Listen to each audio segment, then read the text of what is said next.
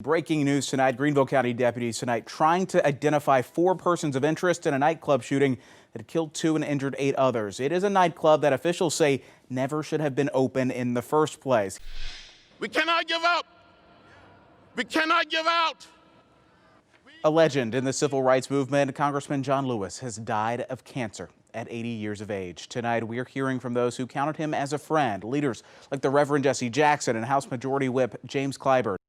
I'm Joe Ripley. We are following breaking news right now in Lawrence County. The sheriff's office says an incident took place earlier today at the Walmart distribution center. Sky 4 just arrived to the scene moments ago. We did hear reports of police presence at the facility right there off I-385 at the intersection of Highway 221. You can see heavy police presence still on the scene there. Almost 2 weeks after a tornado ripped through this neighborhood here on Marlin Drive. Panic and chaos filled the clubhouse behind me here, the Woodlands apartment complex in Clemson. Police responding just after midnight when the first floor of this building behind me gave way to the basement below. They'll then walk forward to a marker here on the stage and take a photo op with the principal. The driving simulator allows students to see what life's really like behind the wheel. You can see from the computer the exact same view I'm seeing. His sacrifice saved lives. That's what police are saying Riley Howell did. He was in the building behind me, the Kennedy building right here on UNC Charlotte's campus, then ran off into the woods,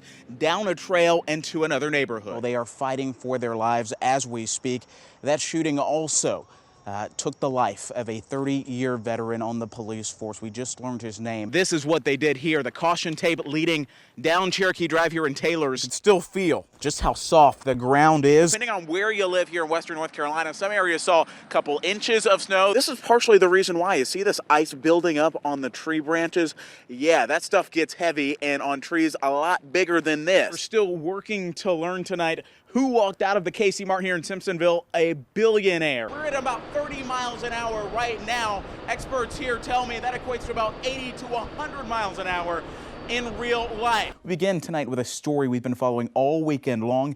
A USC student kidnapped and killed, her body found in the woods. Tonight, friends and family held a vigil on campus for Samantha Josephson. For firefighters, though, a different goal in mind, and that's to focus on their benefits to help them recruit and retain more effectively. Confetti falling through the air. Listen to this crowd.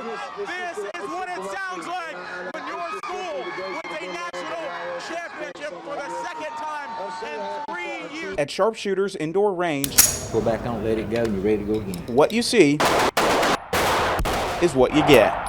In a world of self-isolation amid the coronavirus outbreak, the Kid Census Children's Museum here in downtown Rutherfordton is helping make the connection with an island nearly 10,000 miles around the world closer than ever. The final training camp here at Wofford for the Carolina Panthers. In a joint practice, one upstate football player is showing kids how they can pursue their dreams and hopefully one day make it to the league. And in a moment, a motorcycle crash changed everything. He would just tell us to keep our heads up and that he's in a better place now and that he loves us. And we all knew that, and he knows that we all loved him. And now, tragedy tests the bond for the better.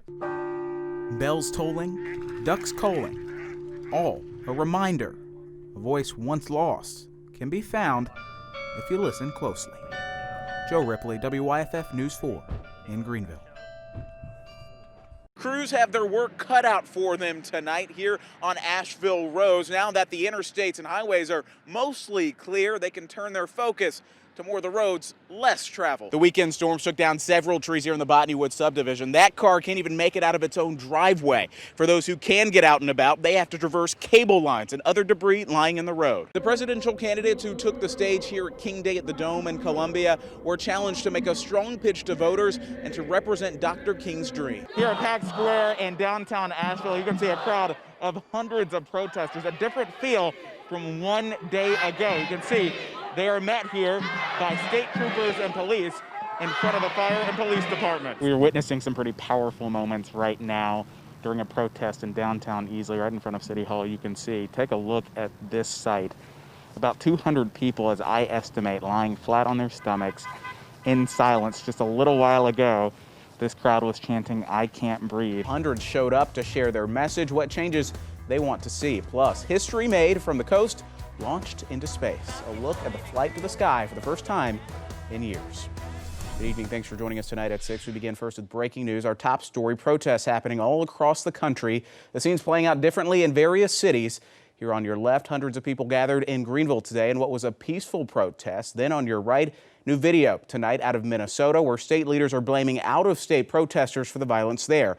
This all following the death of George Floyd. He is the Minneapolis man. A family's trip to church this morning suddenly came to a stop. Officials say a suspected drunk driver speeding off from deputies hit their car. This is video you will only see here on WYFF News 4. Breaking news tonight: after a long battle with brain cancer, Arizona Senator John McCain has died. He was 81. Just yesterday, his family announced he was ending medical treatments, and they were with him today when he passed. Tonight, Nicole Killian looks back at McCain's political and personal legacy. First tonight, breaking news out of Pittsburgh. Nearly a dozen people are dead. 6 others hurt after a man opened fire inside of a synagogue. Here's what we know so far in this case. The shooting happened at the Tree of Life Synagogue in Pittsburgh. Tonight, authorities said 11 people were killed. 6 people were injured again, including 4 police officers. Authorities said no children were killed or hurt in the shooting. Right now, the man accused of opening fire is in police custody. Welcome back. Continuing coverage tonight of our breaking news. Officials say 22 people are now confirmed dead after at least 2 tornadoes devastated Lee County, Alabama. From the liquor bottles to the cigarettes lying around, piled up trash, neighbors who live here at the Prince Hall Apartments say there's about as much crime here as well. You have enough shootings, one is bound to turn deadly. Beer cans and bullet holes, a barrage of crime at the Prince Hall Apartments. It all came with deadly consequences Sunday night around 9:30. These kids are afraid. I've been out here where I've seen men come out here with knives in front of kids. Kids running the house afraid. This neighbor didn't want us to show her face. She says she was part of the crowd that ran outside after hearing gunfire. Spartanburg police found a man shot several times in his car in the parking lot outside Building 1. He was identified as 32-year-old Antonio McKinney.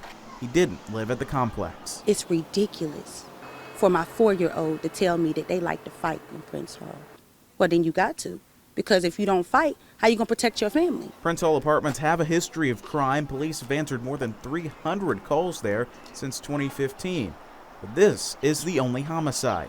Neighbors say it's one too many. We're begging here, the hard-working families, the ones that's out here putting in 9 to 5s, trying to pay these bills, trying to send their kids to school, living right. We're tired of living like this.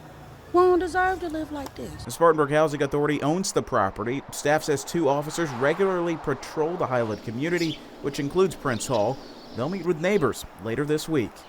CORE is an acronym. It stands for confidence, optimism, resilience, and energy. Those 4 words guide Curry Gossett through uncertainty. The COVID-19 crisis hitting small businesses like hers hard. It's pretty significant for sure when we rely on downtown traffic and the appeal of Greenville to come for people visiting, walking in our doors has significantly slowed. Very concerned about restarting, but they are anxious to get back to work as well. Some of the impacts have been devastating for businesses.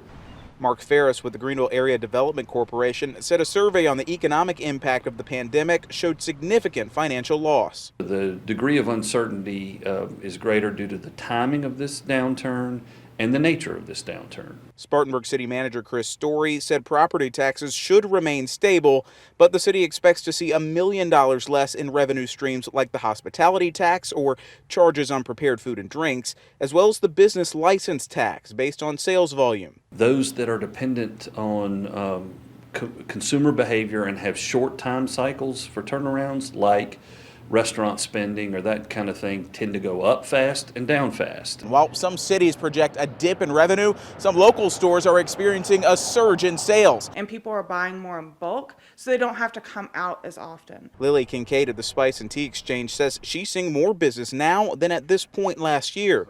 Meantime, Curry Gossett looks to expand her store's value. So even if it's open, I think it's going to be a very slow burn until we get back to normal, if it ever gets back to what we knew before the pandemic. Hoping if customers can't pay as much money, they can pay more attention. Confederate battle flags flank the outskirts of Springwood Cemetery in Greenville. Memorials stand to remember those who died. This is keeping these monuments up. This is helping the defacing of these monuments to be minimized. The Heritage Act, passed by the South Carolina legislature in 2000, protects the monuments, a source of controversy in the middle of national unrest. Our argument is that fundamentally, the flag and the monuments do not stand for supporting slavery and anti-black racism. Terry Rood with the Museum and Library of Confederate History believes the Heritage Act should be stronger. He argues, when will renaming the monuments and tearing them down go too far? Are we going to rename Washington, D.C., take down all the monuments that have George Washington on them? It's just ridiculous. Look what it took to get that flag off of the Capitol Dome. A 2/3 vote by the legislature is required to rename a monument or tear it down, also to repeal the Heritage Act. Attorney John Reckenbile says all other matters just require the highest number of votes, so why not the Heritage Act? You just have a simple majority in South Carolina to raise people's taxes, but then you're going to require a supermajority to actually take down Confederate memorials. That just contradicts certain things, I think. He says a 2015 Supreme Court ruling placed control with local entities when it comes to what happens to the monuments. But if you go through your local entities, and these local entities, through a simple majority vote, decide that this is not what we stand for, then you take these things down.